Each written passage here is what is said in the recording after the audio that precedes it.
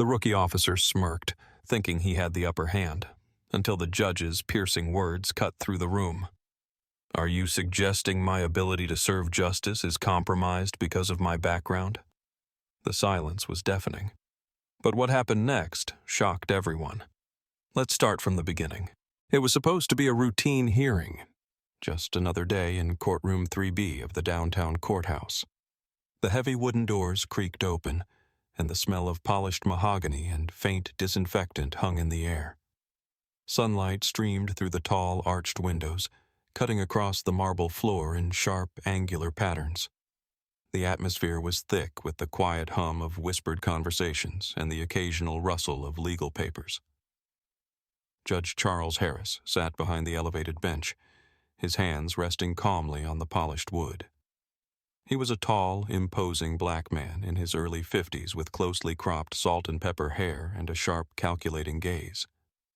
His dark suit was crisp, his tie perfectly knotted, and his expression betrayed nothing. Judge Harris was known for his cool, no-nonsense demeanor, a man whose reputation for fairness and unyielding integrity preceded him. Over the years, he had built a legacy of upholding justice, even when it was inconvenient for those in power. On the opposite side of the courtroom, standing at the prosecution's table, was Officer Daniel Cooper, a young, cocky, white rookie who had been with the department for less than a year. He wore his freshly pressed uniform with a certain arrogance, the sleeves slightly too tight around his muscular arms. His chest puffed out as if he was trying to make himself bigger than he was. His blonde hair was styled with military precision, and the shiny badge on his chest glinted in the light. Cooper's mouth curled into a confident smirk as he scanned the room, his blue eyes filled with thinly veiled contempt. He was a product of privilege and entitlement, the kind of young officer who believed that the uniform alone made him untouchable. He had already developed a reputation within the department for being overly aggressive during arrests, but his supervisors had turned a blind eye, chalking it up to rookie energy. The case at hand was simple on paper. A young black man named Andre Carter had been detained on suspicion of robbery. Officer Cooper had been the arresting officer. The problem was that the body cam footage told a very different story from Cooper's written report. According to the footage, Andre had been walking home from work when Cooper stopped him, accused him of matching the description, and forced him to the ground despite Andre's repeated pleas that he was innocent. He had shown Cooper his ID, which clearly proved that he had been at work during the time of the robbery, but Cooper had arrested him anyway. Now Judge Harris was reviewing the details of the case. He had watched the footage multiple times. The inconsistencies between Cooper's report and the footage were glaring, and yet Cooper stood at the prosecution's table with his arms crossed over his chest, his smirk intact, as if this were all just a formality. The defense attorney, an older black man named Marcus Reynolds, stood up and adjusted his glasses. Your Judge Harris's eyes flicked toward Cooper. "Officer Cooper, do you have a response?" Cooper's smirk deepened. "With all due respect, Your Honor, I believe the arrest was justified. The suspect matched the description: height, clothing, location. He resisted." Judge Harris's jaw tightened slightly. "The footage shows that Mr. Carter had his hands raised when you tackled him to the ground." Cooper shrugged. "Sometimes people lie, Your Honor. I've learned not to take everything at face value." A low murmur rippled through the courtroom. Even the bailiff's eyes widened slightly at the sheer audacity of the statement. Judge Harris's expression darkened. "Careful, Officer Cooper. You're dangerously close to crossing a line." Cooper chuckled, and the sound was cold and sharp. "Respectfully, sir, maybe you've lost touch with how things work on the streets." The temperature in the room seemed to drop. Every head turned toward Judge Harris, whose hand slowly curled into a fist on the bench. His gaze became razor-sharp. "Excuse me?" Judge Harris's voice was low and lethal. Cooper stepped forward, his smirk unwavering. "I'm saying that maybe someone who hasn't been out there in a while doesn't understand how quickly things can escalate. He stopped a few feet from the bench, his hands clasped behind his back. "Yes, Your Honor?" Judge Harris leaned forward slightly. His gaze was sharp enough to cut glass. "Are you suggesting that my ability to serve justice is compromised because of my background?" Cooper's smirk faltered. "No, sir. I'm simply saying that the streets operate differently than the courtroom," Judge Harris finished for him. Cooper's mouth opened and closed. "Yes." Judge Harris's eyes narrowed. "Interesting." A long pause settled over the room. Judge Harris sat back down, his gaze never leaving Cooper. "Officer Cooper, how long have you been in the field?" 10 months, sir," Cooper said, his voice tight. "And in that time, how many complaints of excessive force have been filed against you?" Cooper's face flushed red. 3, but they were unfounded. Judge Harris's brow lifted. "So you claim." Cooper's jaw tightened. "This is ridiculous." Judge Harris's eyes flashed. "Ridiculous? Officer Cooper, you made an illegal arrest based on racial profiling, and you stand here in my courtroom defiant?" Cooper's lips curled. "He matched the description." "No," Judge Harris said sharply. "He matched your assumption." Cooper's breath hitched. Judge Harris's tone turned deadly calm. "This court will not tolerate prejudice disguised as procedure. Do you understand?" Cooper's hands curled into fists at his sides. "Yes, Your Honor." "Good."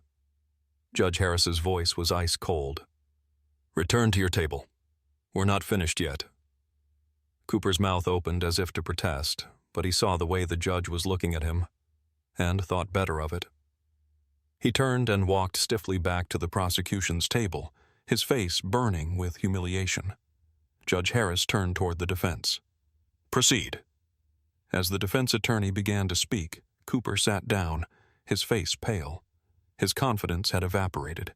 He could feel every pair of eyes in the room on him. For the first time since walking into the courtroom, Daniel Cooper realized that he was not in control of the situation. And for the first time in his career, he was beginning to understand what it meant to be held accountable. Officer Cooper's smirk had vanished, replaced by a hard, steely expression. His face flushed a deep red as he returned to the prosecution's table, his jaw locked tight. The hum of quiet whispers rippled through the courtroom like an undercurrent of electricity. Judge Harris's gaze followed him, sharp as a blade. The weight of the moment hung heavy in the air. Cooper could feel it pressing down on his chest, making his uniform suddenly feel stifling. His polished boots clicked against the marble floor as he sank into his chair, trying to compose himself. He could feel the eyes of the spectators boring into his back, some curious, others openly hostile. Even his own attorney, an older, gray-haired man named Richard Klein, sat tensely beside him, looking like he'd rather be anywhere else.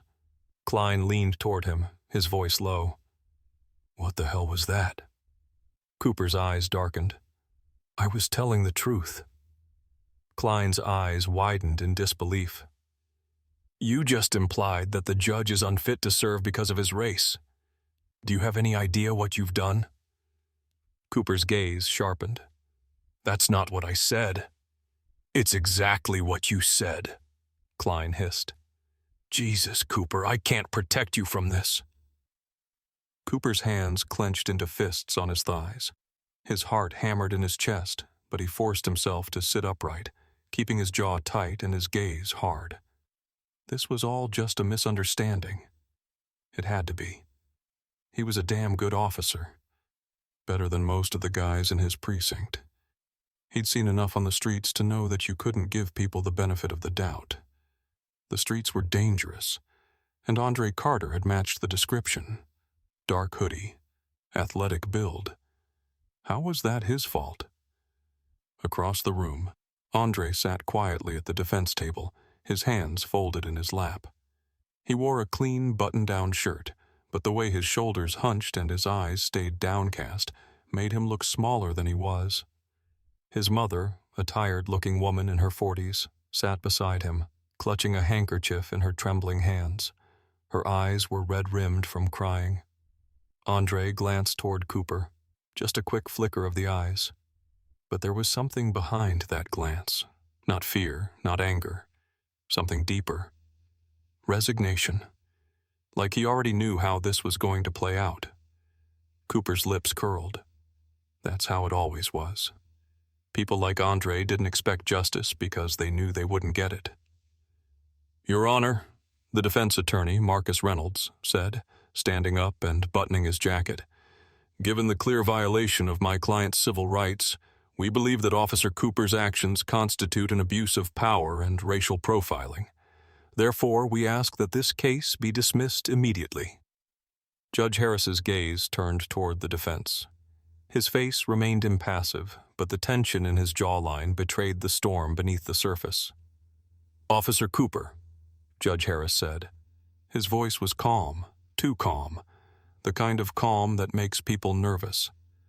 "Approach the bench, now." Cooper's pulse jumped. His throat tightened. He hesitated for a second too long. "Now, Officer Cooper," Judge Harris repeated. Cooper stood, squared his shoulders, and walked toward the bench with forced confidence.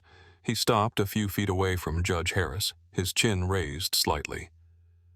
"Officer Cooper," Judge Harris said, his gaze steady. "Are you suggesting that my ability to serve justice is compromised because of my background?" Cooper's jaw tightened. "I didn't say that, but you implied it." Cooper's mouth flattened into a thin line. "I'm saying that the streets are different from the courtroom. It's not always about facts. Sometimes it's about instinct." "Instinct?" Judge Harris repeated slowly. His eyes sharpened. "Tell me, Officer Cooper, did your instinct tell you that Mr. Carter was guilty?" "He matched the description," Cooper said defensively. "The description being—" Cooper hesitated. "Male, black, wearing a dark hoodie." The room went deathly quiet. Judge Harris's eyes narrowed. "Male, black, hoodie." He leaned forward slightly. "Do you know how many young black men in this city fit that description?" Cooper's mouth opened and closed. Let me help you," Judge Harris said, his tone hardening. "It's hundreds, Officer Cooper, thousands even, but you decided that Andre Carter was guilty. Why?" "He ran." Cooper's voice was sharp now. "He saw me and ran."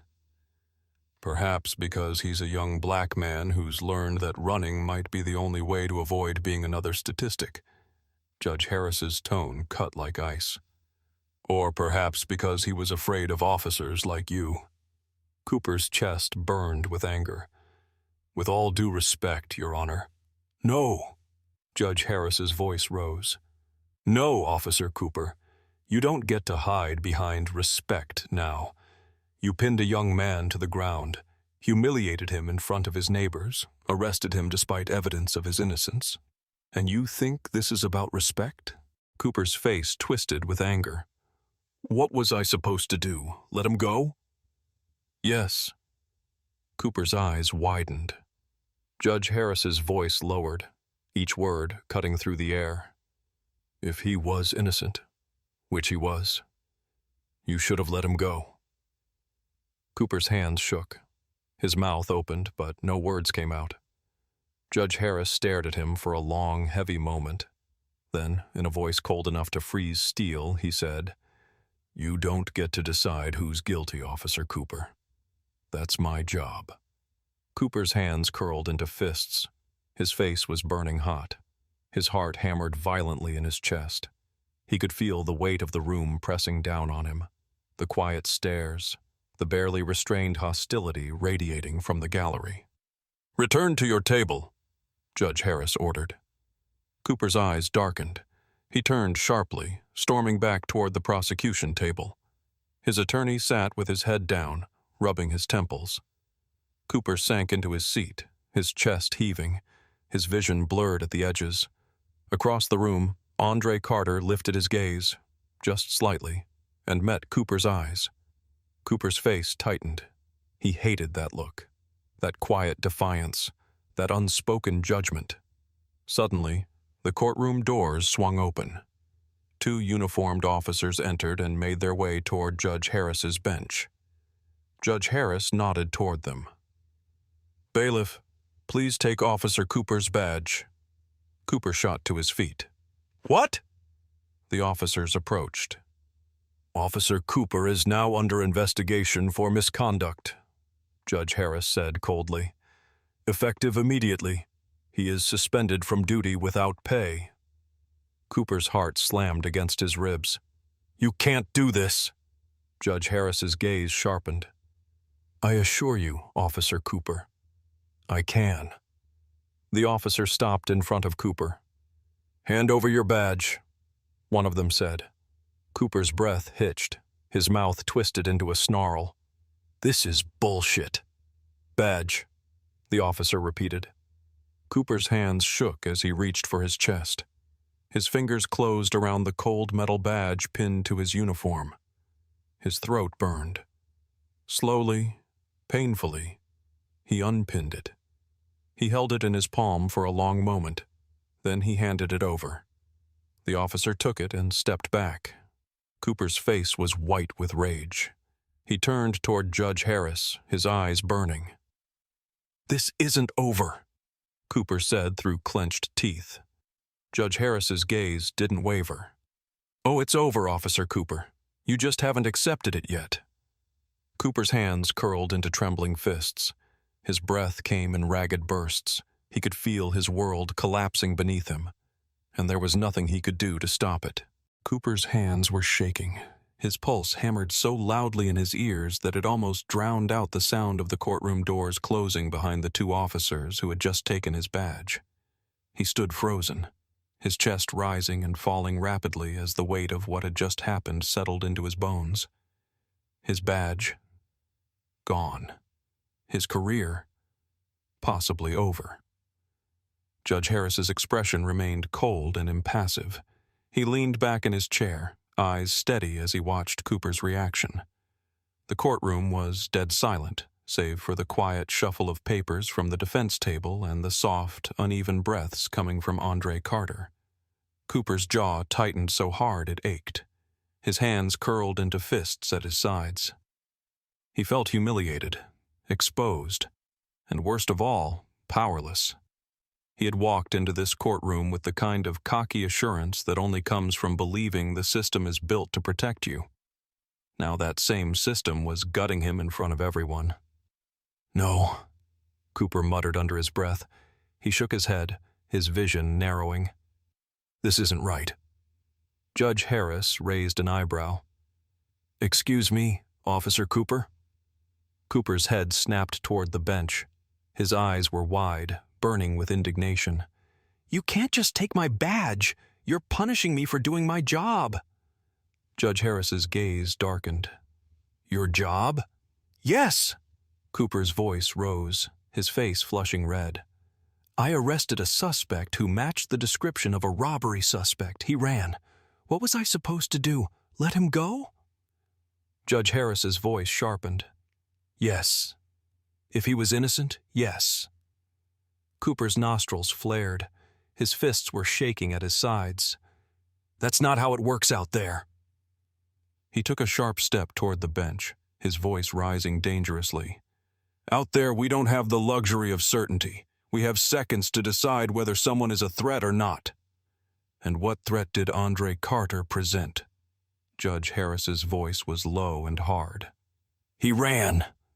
Cooper's face was red now, veins pulsing in his neck. "He looked guilty." Judge Harris's face hardened into stone. "He looked guilty because he was black?" Cooper's mouth opened, but no sound came out. "Do you know how many young black men have been shot, arrested, humiliated, and killed because an officer thought they looked guilty?" Judge Harris's tone was deadly calm. "Do you know how many mothers have buried their sons because someone with a badge decided their instinct was more important than the truth?" Cooper's face twisted. "This isn't about race." "No?" Judge Harris's brow lifted. Then why was Andre Carter's ID ignored? Why was he thrown against a wall even after he complied with your orders? Cooper's mouth worked soundlessly for a second before he spat out. I was protecting myself. From what? Judge Harris's voice rose. An unarmed teenager with his hands up? He could have had a weapon. He didn't. He could have. Judge Harris's hand slammed down on the bench, his face dark with anger. But he didn't. Cooper's whole body jerked at the sound of the gavel striking the wood. I'm not the bad guy here. Cooper's voice cracked. I've put my life on the line every day to protect people like him. He jabbed a finger toward Andre. Andre's head lifted, his gaze sharp and cutting. Judge Harris's eyes flashed with fire. People like him? Cooper's face paled slightly. I didn't mean it like that. But you said it. Judge Harris's voice dropped to a dangerous calm. So, what exactly do you mean, Officer Cooper? Cooper's breath hitched. His fists were trembling, his mouth twisted into a scowl. You're twisting my words. No, Judge Harris said coldly. I'm giving you the opportunity to clarify them. Cooper's breath came hard and fast. His heart slammed against his chest. He looked like a threat. Because he was black? I didn't say that. You didn't have to. Cooper's hands slammed down on the table. This is bullshit. A gasp rippled through the courtroom. The bailiff took a step toward Cooper, his hand resting on his holstered weapon. Officer Cooper. Judge Harris's voice dropped to an icy whisper. Careful. Cooper's chest heaved. His vision blurred at the edges. His mind screamed at him to shut up, to stop talking. But he couldn't. His humiliation and anger were burning too hot now. I've seen the streets, Cooper hissed. You sit up there in your fancy chair, wearing that robe, handing down judgments. But you don't know what it's like out there. You don't know what it's like to be scared for your life every single day. Judge Harris's face was carved from stone. Is that so? Yes, Cooper shouted. His face was red and contorted. I've had a gun pointed at me. I've chased down guys who were carrying weapons. I've had to decide in seconds whether to shoot or die. And you think that gives you the right to play God? Cooper's chest was heaving. His mouth curled into a bitter snarl. You don't get it. No, Officer Cooper, you don't get it. Judge Harris's eyes narrowed. You think you know fear? You think you know what it's like to be a young black man walking down the street, knowing that someone like you might stop him, might arrest him, might kill him, because he looks like a threat? Cooper's face twisted. I'm not racist. But you're biased, Judge Harris said sharply, and that makes you dangerous. Cooper's mouth opened, then shut. His eyes darted toward the gallery, at the crowd of faces staring at him with varying shades of disgust, outrage, and disappointment. He saw Andre's mother sitting in the front row, her hands clasped tightly in her lap, tears streaking her face. Cooper's stomach rolled violently. You see, Judge Harris's voice softened, but the steel remained beneath the surface. This is exactly why the law exists, to protect people from men like you. Cooper's hands curled into shaking fists. I was doing my job. No, Judge Harris said coldly. You were abusing your power. Cooper's chest heaved. His whole body was burning with rage. His vision was blurring with it. He had never felt so powerless. Judge Harris leaned forward, his voice cutting through Cooper's boiling rage like a blade. You will answer for your actions, Officer Cooper. Not because you're white. Not because he's black. But because you violated the law.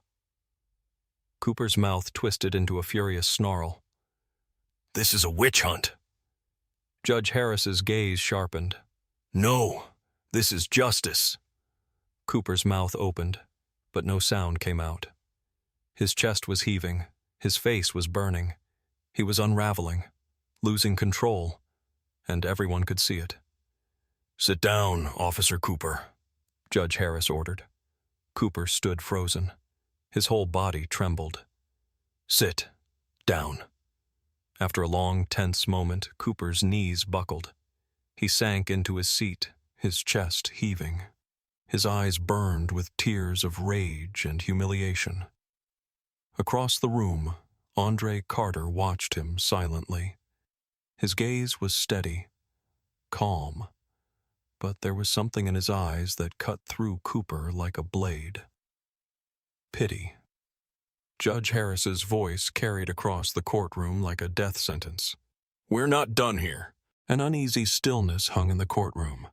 The tension that had built over the last hour seemed to press down on everyone's chest like a heavy stone.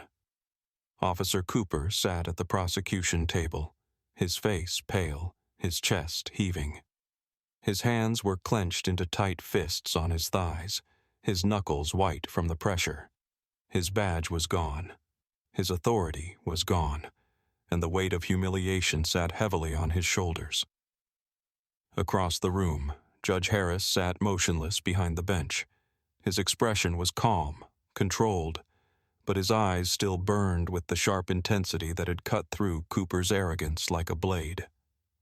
His gaze was locked on Cooper, who sat with his head down, jaw twitching, his body practically vibrating with unreleased tension.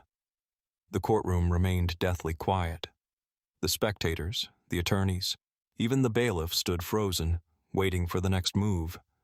Judge Harris's gavel rested lightly beneath his fingers. He didn't need to lift it. The force of his presence was enough to hold the room in absolute control. "Officer Cooper." Judge Harris's voice finally broke the silence. Calm, cold, final. "You've been suspended from duty, pending investigation. This case is dismissed with prejudice." Cooper's head snapped up. His mouth opened, but no sound came out. His whole body jerked with the need to protest, to fight back, but no words would form. He could feel his chest tightening painfully as the reality of the moment settled into his bones. "Case dismissed," Judge Harris repeated, and his gavel struck the bench with a sharp crack that echoed off the marble walls. The tension broke. Conversations erupted in the gallery. Reporters scribbled in their notepads, the scratching sound filling the air as they hurried to capture every detail. Andre Carter's mother let out a breathless sob and covered her mouth with her hand. Her eyes glistened with relief. Cooper's mouth twisted into a sneer. His breath came sharp and shallow as he pushed up from his chair. He turned toward Judge Harris, his body shaking with rage. "This isn't over!" Cooper's voice was sharp and jagged. His face burned red as he pointed toward the bench. "You can't just strip me of my badge. I'm a police officer." Judge Harris's gaze didn't waver. "Not anymore." Cooper's face contorted. "You think you're teaching me a lesson?" He took a sharp step toward the bench, his hands curling into fists. "You think you're punishing me?" Two bailiffs immediately moved toward him, their hands resting on their holsters. Cooper's eyes flicked toward them, wild and desperate. "I did my job." His voice cracked. "That kid ran. What was I supposed to do?" Judge Harris's expression hardened.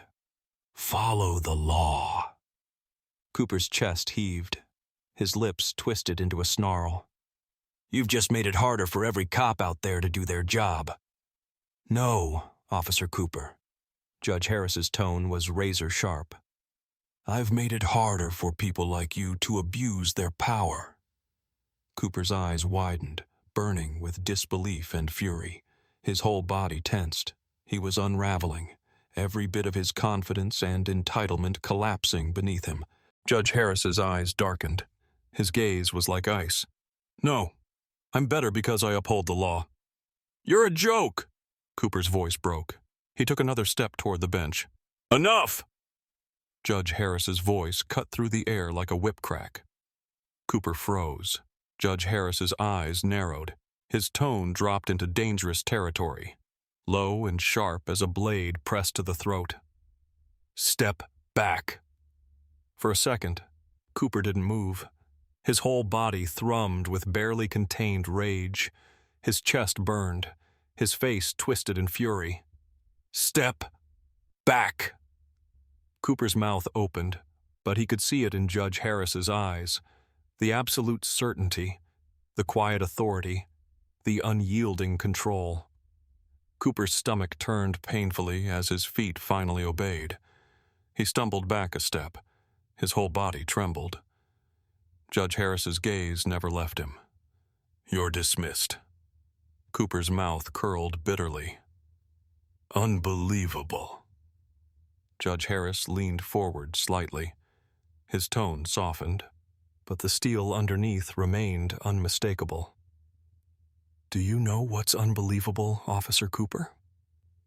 Cooper's lips pressed into a thin line. He didn't answer. "You're still alive," Judge Harris said quietly.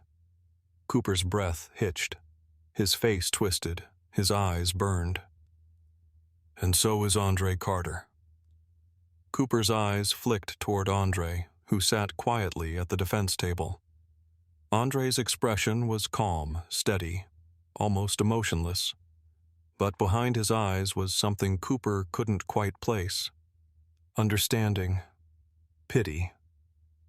"You put this young man in handcuffs. You forced him to the ground. You arrested him without cause. You humiliated him." Judge Harris's voice remained steady. "But he's alive. And you're alive. Be grateful for that." Cooper's face burned with humiliation. Andre Carter stood. He met Cooper's eyes across the room. His gaze was calm, but there was no softness in it. For the first time since this nightmare had started, Cooper felt small, weak, exposed. Cooper's jaw clenched. He shook his head and turned toward the door. He walked toward the exit, his hands curled into tight fists at his sides. Every step felt heavier than the last. He could feel the eyes of the crowd boring into his back. The judgment, the condemnation. He hated it. He reached the courtroom doors and pushed them open. The cold hallway air hit him like a slap. Behind him, Judge Harris's voice carried through the courtroom one last time. "This court stands adjourned." The sound of the gavel striking the bench followed Cooper into the hallway. He stumbled forward, the adrenaline still burning through his veins. His hands were shaking. His breath came sharp and fast. Suddenly, a figure stepped out from the shadows. Cooper's head jerked toward them, and his eyes widened. It was Andre Carter. Andre's expression remained calm. His hands were tucked into his pockets. He walked toward Cooper, his dark eyes steady. For a moment, neither of them spoke. Then Andre smiled faintly. "Guess you're not as untouchable as you thought." Cooper's mouth opened, but no words came out. Andre nodded toward the courtroom doors behind him. "That's how it feels, huh? When someone holds all the power and you can't do anything about it?" Cooper's jaw tightened. His face burned. Andre's eyes sharpened. "Try living with that. Every day." Cooper's mouth curled bitterly. "You think you won?" Andre's expression didn't change. "It was never about winning." Cooper's chest burned. His fists trembled at his sides. "Go to hell." Andre smiled faintly. "Already been there." Andre turned and walked down the hallway. Cooper's hands curled into trembling fists. His vision blurred with rage and humiliation. He watched Andre disappear down the hall, his figure fading into the shadows. Cooper stood alone in the empty hallway. His badge was gone. His career was in shambles. His authority had been stripped away in front of everyone. And worst of all, he had no one to blame but himself.